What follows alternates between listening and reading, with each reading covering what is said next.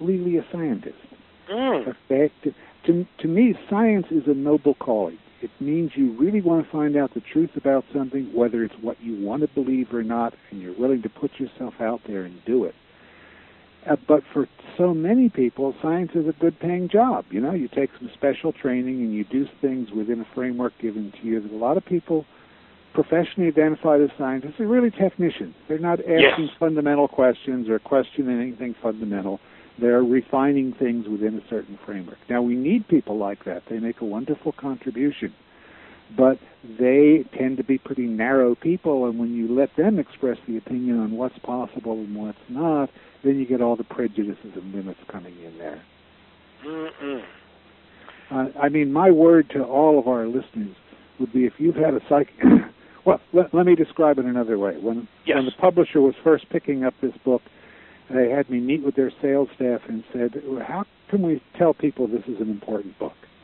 And I looked around the room. There were, 15, 20 people there. And I said, how many of you have personally had some kind of psychic or spiritual experience that means something to you? And this is in California, of course, so everybody raised their hand. So then I had to say, okay, moving myself now into the position of a mainstream scientist, and I can pull that off. I've published in mainstream journals. I have to tell you people that you're either dumb or nuts.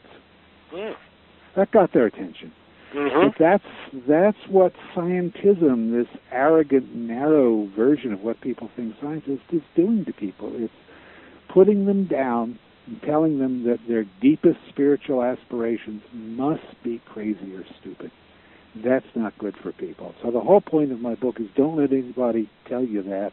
And, of course, if you do something like read the book, you'll then be able to tell them about evidence that shows that they're wrong, and you'll probably find out they actually know nothing about the evidence. So hopefully they'll at least be quiet, if not change their mind. Right, right. And sometimes people have said, well, even if it's true, I can't believe it. That's a wonderful admission of faith. Yes. or if one's limit. Actually, I kind of respect somebody who says that. They're saying, my mind is so fixed that even if you show me the evidence, I can't change. Exactly. Well, exactly. And we see this in so many different areas. And I wonder, so what is it about one's life experiences or programming, the way that we've have internal belief systems or mind programs that make them so rigid that they are unable to be changed?